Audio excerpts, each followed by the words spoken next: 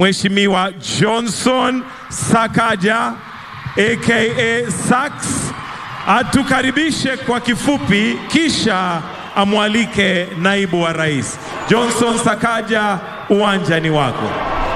Asante. Asante sana. Kenya is truly a hotbed of talent, as you have seen, Your Excellency, our President. Na hiyo shamra na sherehe haishi hapo. Your Excellency na Wakenya wote, kuanzia leo tarehe 12 Jamhuri Day hadi tarehe 17 na waalika Uhuru Park kwa Nairobi Festival, ili tuendelee kuona vijana wetu na hii shamra, wale wanaimba, wale wanachora. Come and let us enjoy the culture and vibe of the city of Nairobi. Your Excellency, Dr. William Samoei Ruto, President and Commander-in-Chief of the Kenya Defense Forces, Your Excellency, our First Lady, Mama Rachel Ruto, Your Excellency, the Deputy President, Riggy Gachagua, na Mama Dorcas Riggy, Excellency Musalia, Prime Cabinet Secretary, na Mama Tesi, pia nisisahau marais kutoka Zanzibar, Ali Mwinyi na Saleh Wok kutoka Ethiopia, Speaker wa National Assembly, asanteni sana. Speaker wa National Assembly Moses Wetangula na Speaker wa Senate Amason Kingi, asanteni kwa vijana wa Nairobi na kina mama. Your Excellency, hapa tuko na jeshi yako ya Green Army, tuko na community health promoters, wale ambao ulihakikisha wamerudi kazi, na tuko na ile Yellow Army yetu ya chama, tuko na watu wote hapa. Today I must recognize, I know normally the Chief of General Staff is not recognized, but I must recognize the Chief of General Staff, General Francis Ogola, for such a tremendous show of Kenya at 60, together with your predecessors who are here, General Robert Kariuki Kiboshi, General Samson Jeff Wamwadheve, General Julius Waweru Karangi. Thank you for being here. Wabunge ambao wako hapa wakiongozwa na Kimani Ichung'wah, Leader of Majority, na Muga Kikuyu, na pia mbunge wa Lang'ata Jalas Jalango ambaye ako hapa. All protocols observed.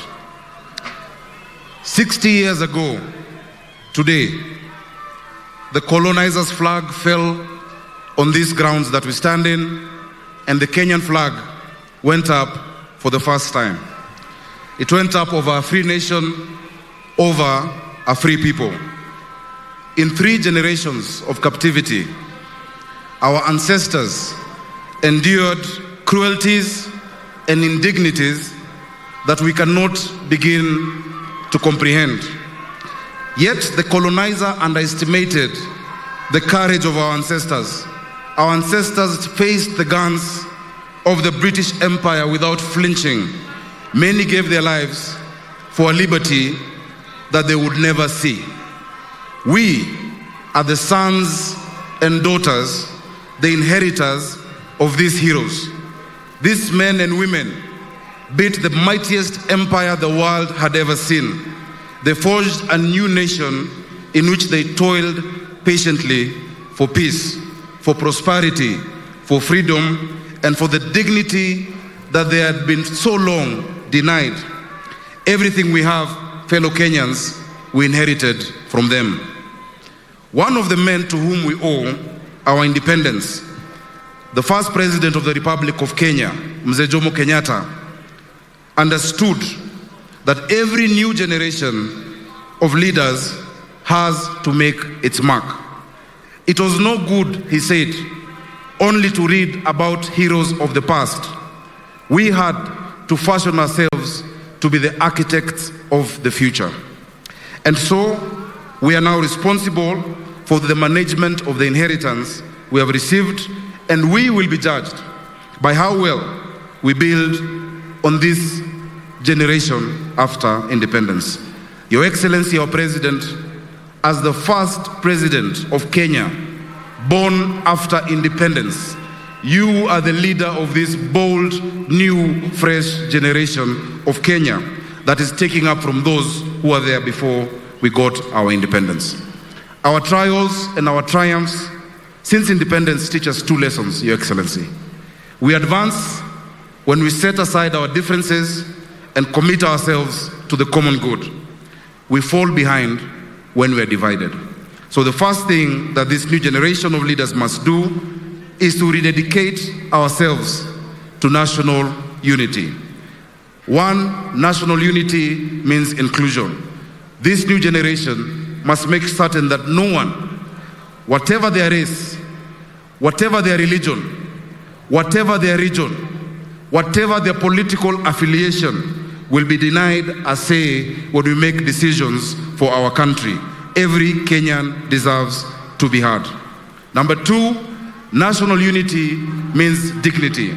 Your Excellency, each of us as Kenyans deserves honor. Kenya istahili heshima na Wakenya wanastahili kuheshimiwa, no matter what we do. We must respect the dignity of each and every single one of us. Mtukufu Rais, umetuongoza kwa hayo, kwa kupitia mambo ya afya, kwa kupitia mambo ya uchuuzi, kwa kupitia mambo ya kuhakikisha tuko na manyumba, housing, and ensuring that we are a food secure country. As a county government, we are also striving to ensure the dignity of our people, of our traders, of our hawkers, of our business people, wherever they might be. Thirdly, national unity means opportunity. No one from any part of this country will ever again, thanks to devolution, be abandoned to generational poverty and oppression because of their region. This generation of leaders, led by His Excellency William Ruto, must secure the promise of independence by bringing prosperity to those parts of the country, Your Excellency, that had been previously treated unequally in the years after independence. A first-class country cannot have a second-class citizen. Your Excellency, we cannot begin to repay the heroes of our freedom. They won a great victory. But if we imitate their unity and their patriotism, just as the songs we have heard, Mkenya Daima, just like what Eric Wanena has said, kujivunia kuwa Mkenya popote ulipo, then Your Excellency, we will truly make our country free and prosperous. Your Excellency, nikimalizia, ni muhimu nigusa ya kwamba kwa miaka 60, jambo moja la muhimu lazima tujivunie ni ugatuzi. Wewe umeongoza kwa mara ya kwanza, na hii inaweza kusema kwa niaba ya magavana wote wa taifa yetu, tumeweza kupata hela ambazo zinakuja kwa county kwa muda ambao unaofaa. Kwa kuhakikisha kwamba county zinapata ugatuzi, tumeweza kubadilisha mambo mengi. Hapa tuko na wale community health promoters wa Nairobi 7,480, na wewe umezindua program ya community health promoters Kenya mzima 100,000 ambao wanaenda kwa kila nyumba. Jana tu hapa Nairobi, thanks to devolution, tulifungua the first neonatal ICU kwa watoto wetu ambao wanazaliwa kabla wa muda na wako na changamoto ya afya. We now have a neonatal ICU at Mbagathi thanks to devolution. We now have our first ICU at Mama Lucy thanks to devolution, as well as our blood bank. Your Excellency, tulizindua na wewe kule Rosambu jikoni kuhakikisha hawa watoto wetu wataweza kupata chakula kila siku shuleni. Ningependa kuambia kwamba tumemaliza jikoni 10 kuanzia January first term. Watoto wetu wote wa Nairobi watapata chakula kwa shilingi 5 peke yake kila siku katika shule zetu za umma, thanks to devolution and thanks for the work you're doing. Pia Your Excellency, na nilikuwa nazungumza na makamu wa rais Riggy, akasema ya kwamba tulijaribu kama Nairobi wakati wa mvua, na kawaida Nairobi ikinyesha kidogo tu kuna mafuriko. Mwaka huu kwa sababu ya Green Army, hawa mavijana wetu ambao kila eneo la Nairobi wanafungua mitaro, wanasafisha drainage, hakuja kuwa na flooding Nairobi. And despite El Nino, we thank God and we thank these young people for what they've done. Kwa sasa, kwa sababu El Nino imeisha ama inaenda kuisha, Kazi yao itakuwa kupanda maua, kupanda miti, kusafisha Nairobi, so that we restore the green city under the sun. Your Excellency, you're leading the continent in the Africa climate agenda.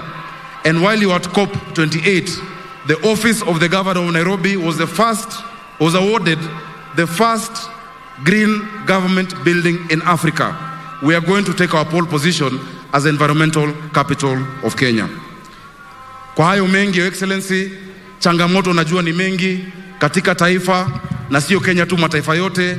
Nairobi pia changamoto ni mengi, lakini Your Excellency, tunajua after you have set a firm foundation of our economy this past year, mambo itaangalia juu. Sisi Nairobi husema hata kama changamoto ni nyingi, lazima iwork, na tunajua na wewe lazima ina work. Merry Christmas watu wa Kenya, watu wa Nairobi.